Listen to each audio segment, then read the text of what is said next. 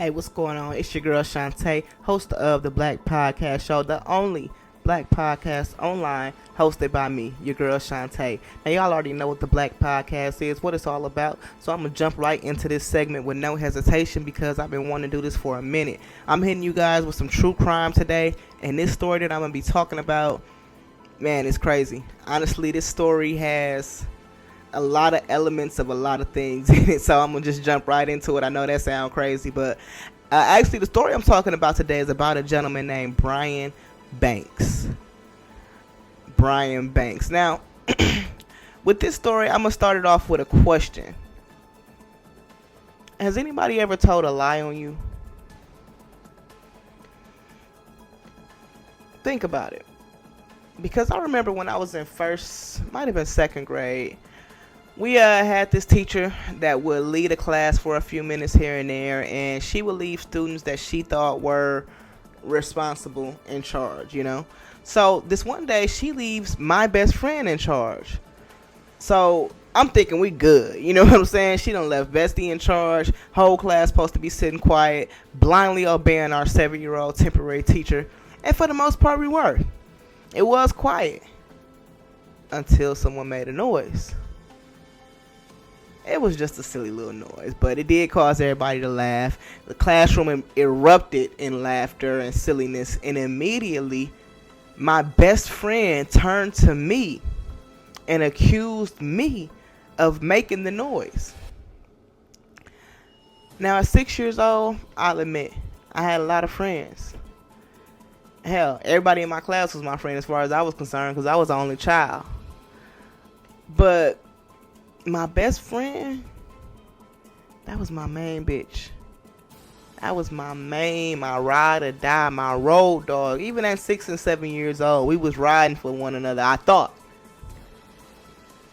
But apparently this minor offense was serious enough for the teacher to call home and tell my grandmother.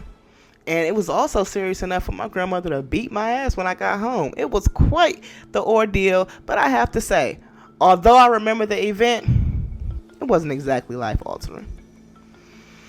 Honestly, I really only remembered the instance when I asked myself the question, has anyone ever lied on you? As clear as that memory from over 20 years ago is in my mind, I know that having someone I considered a friend lie on me, even at that young age, was impactful. But I can also say I certainly didn't need to spend years of my life fighting for that truth to come out like Brian Banks did. Now, you might be familiar with the name Brian Banks if you're a pro football fan. He did sign with the Atlanta Falcons briefly in 2013 after attending some different mini camps for other teams, including the Seattle Seahawks. At the age of 27 at the time, Brian Banks is one of the oldest rookies to be drafted by the NBA. And that's because his story is not only unique, but very tragic. Back in 2002, Brian was a star football player at Polytechnic High School in Long Beach, California. Shout out Snoop. Just imagine being this star football player in high school. I mean, it's safe to say that Brian was the man. You know, he had the respect on and off the field. Brian was 6'4", 225 pounds, handsome chocolate guy, so he definitely had the attention of the young ladies. Now, on July 8th, 2002, Brian was walking at the school, walking down the hallway, talking on his cell phone, trying to get in touch with this videographer that he was supposed to have recording footage of him and the team. I'm thinking that summer school must have been in session because other students were there as well. Other students, including Wanetta Gibson. Now, Brian and Wanetta had been attending school together and knowing each other since middle school, so they were friends. But when they saw each other in the hallway that day, it was a mixture between that California heat and them teenage hormones in the air because sparks flew. Maybe they had always been attracted to each other. Maybe they had flirted before because immediately they decided to head down to a certain staircase in the school that was a known makeout spot. They had to creep down a certain hallway very quietly because it was very echoey and classes were in session. But finally, they made it to their destination. They kissed, they touched, they did what teenagers do. But Brian ended up getting a call back from that videographer that he had been trying to reach. Now, when it comes to football, let me explain something to you about Brian. My boy is what I like to call one-track minded.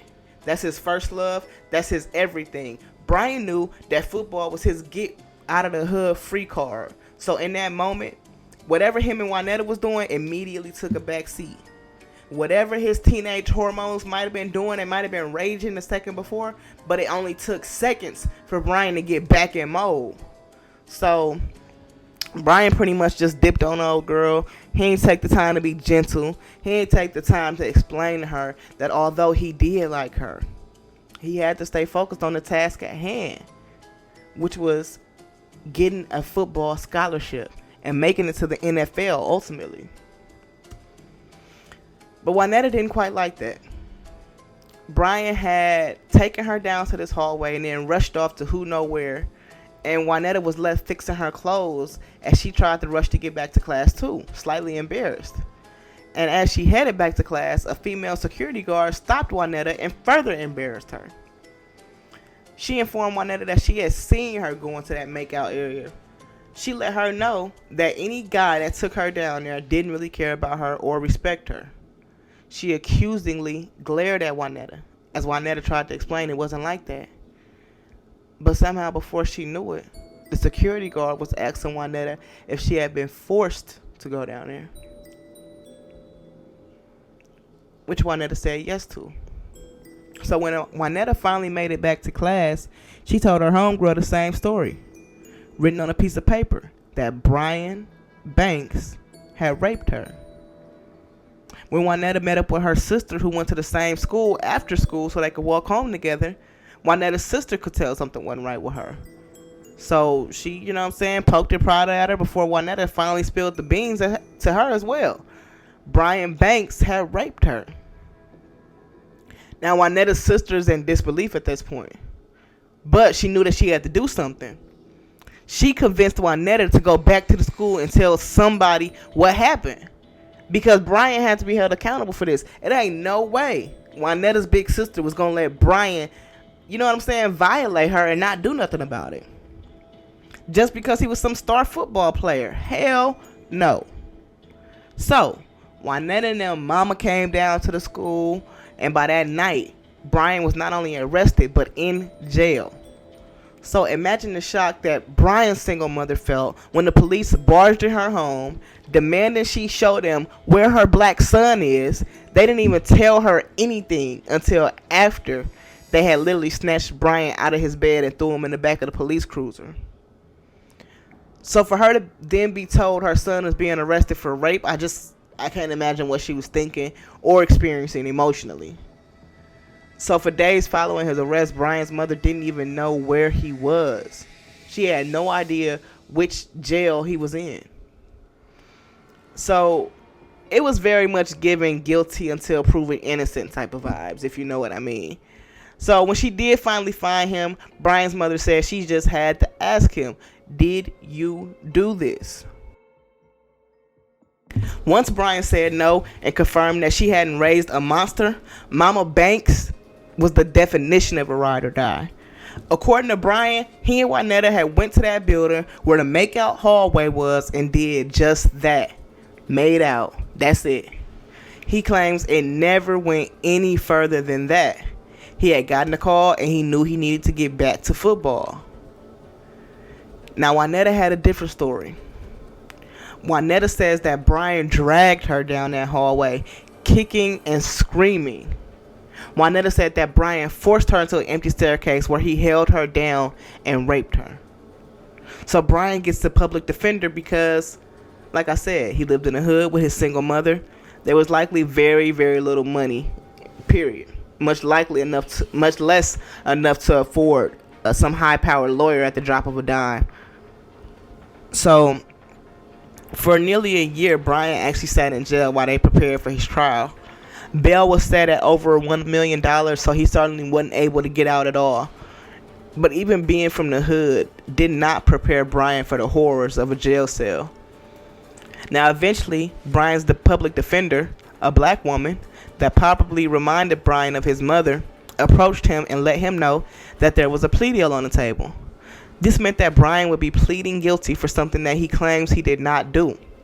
His lawyer tells him that she's been doing this for a long time. She lets him know that when the jury sees him and sees a big, strong, intimidating looking black man, he'll be guilty before the proceedings even start. She said she was sure of it. She assured Brian that taking this deal would get him time served and maybe 3 years probation, if that. As a matter of fact, if he did end up doing any time, he might get 3 years. But even still, he would get time served, so he would only have to do about 18 months. Now, Brian was a 17-year-old kid whose main priority up until this very point had been getting back to school, getting back to football. I mean, just months earlier, he had verbally committed to the USC Trojans. And now he had been expelled from school, confined to a jail cell with hardened adult criminals, facing a possible 40 years to life if he took this case to trial. So after being in jail for a year, Brian did what he had to do to get out as soon as possible. Brian took the plea deal. But contrary to what his lawyer promised him, he was given 6 years. So on Brian's 18th birthday, July 24th, 2003, he was on his way to adult prison. Little did Brian know, Wanetta had been up the past year.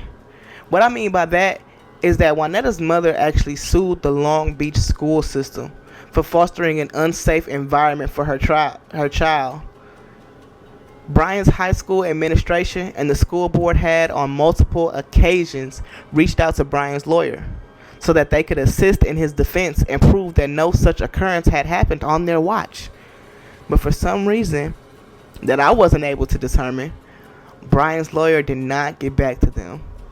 She did not see this as an opportunity to use the school's resources to help her case, proving her client's innocence. Maybe because she didn't think he was innocent. It just doesn't seem like she was really concerned with doing everything or even anything in her power to get her client a fair shot at justice. Now, ultimately, after not being able to reach Brian's lawyer, the Long Beach school system assumedly took that as an admission of guilt and ended up reaching a settlement with Wanetta and her mom for $1.5 million. So Brian spent 5 years in prison. Now, he did attempt to continue to fight for his freedom, but to no avail. So once he gets out, he also had to do 5 more years of probation and a lifetime registry as a sex offender. Now, because of the publicity of Brian's case and due to the charges, it was actually really hard for Brian to get and maintain gainful employment. He was pretty much just doing little odd jobs here and there while living with his mama, trying to get by. It definitely was not the life that Brian had envisioned for himself at the age of 24. So imagine my dude's sheer disbelief and possible disgust in March of 2011, 3 years into his probation. Brian gets on Facebook one day, right? Lo and behold, Brian has a friend request from Wanetta Gibson. Wanetta, Brian Banks allegedly raped me, Gibson. So Brian was like, what the why on earth would she be sending Brian a friend request? So immediately, as opposed to accepting the friend request, Brian hit her up on the messenger. And Brian asked her straight up, what's up? Because he can't understand why she would even be seeking him out. She responds, and get this, y'all gotta put y'all listening ears on for this. Wanetta Gibson responds that she was hoping they could let bygones be bygones.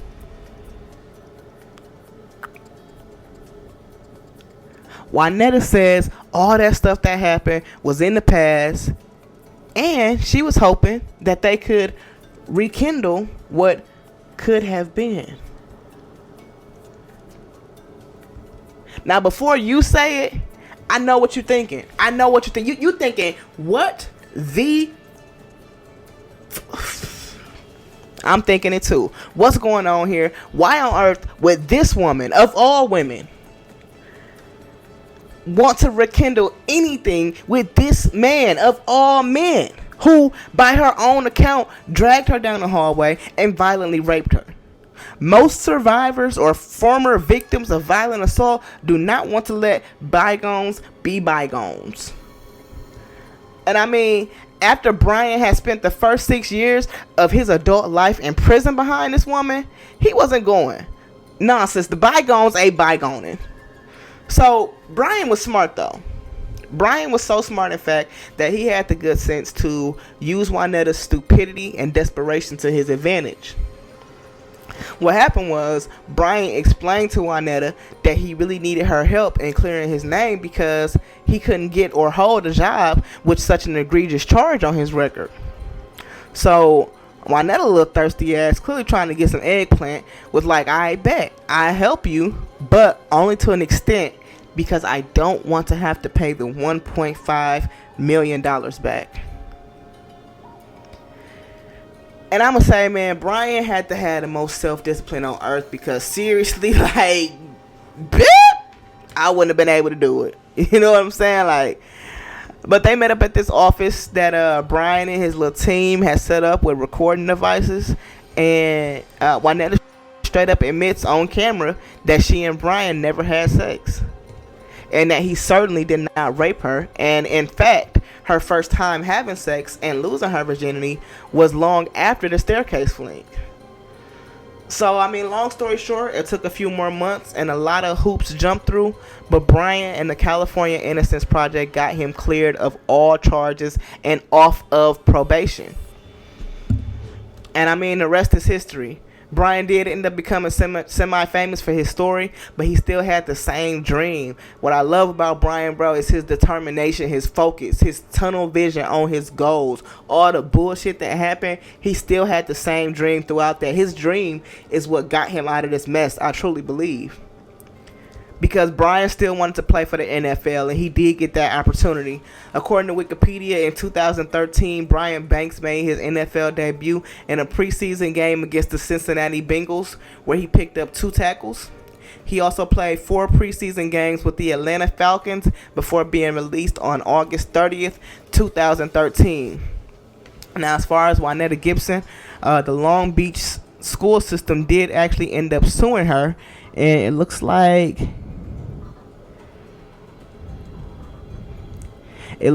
they won that case for $2.6 million. They did recoup $750,000 of the payments paid to her, along with attorney's fees, interest, and $1 million in punitive damages. Gibson failed to appear in court. I'm fucking tongue-tied. I can't even believe somebody would have the audacity to do some shit like that. Not only do you get me thrown in prison under false accusations, not only do you tell the world that I'm a monster, that I sexually assaulted you. That's almost the worst thing you can do to a woman. You tell the world that I sexually assaulted you, do the time, get out on probation, and then you reach out. You have the audacity, you have the balls, the cojones to reach out talking about, I thought we could let bygones be bygones. Child, please. And I mean, it's situations like this that, I hate to say this, but it's the truth. It makes it hard for actual victims of these crimes. It really, really does. But what I'll also say, more than anything else, that lawyer, Brian Banks's public defender, horrible, worst public defender on earth, because a lot of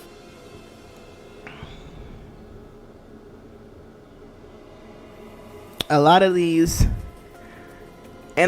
cases, when a person, especially a minority, a person of color, cannot afford a lawyer, they get stuck with these public defenders that have a million cases on their hands.